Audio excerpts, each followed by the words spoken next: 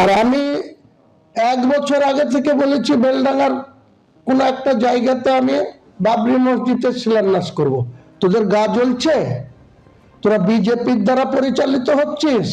আপনাদের মাধ্যমে পরিষ্কার করে সতর্ক করছি মুর্শিদাবাদ জেলার পুলিশ প্রশাসনকে, পরিষ্কার করে সতর্ক করছি, আগুন নিয়ে খেলবেন না। চ্যালেঞ্জ থাকলো আমার মুর্শিদাবাদের প্রশাসনকে, 6 তারিখে রেজিনগর থেকে বহরমপুর NH-34 আমার দখলে থাকবে, মুসলিমদের দখলে থাকবে, মুর্শিদাবাদের মুসলিমদের না, রাজ্য মুসলিমদের কত ব্যক্তি এখানে আসবে সেদিন প্রমাণ করব।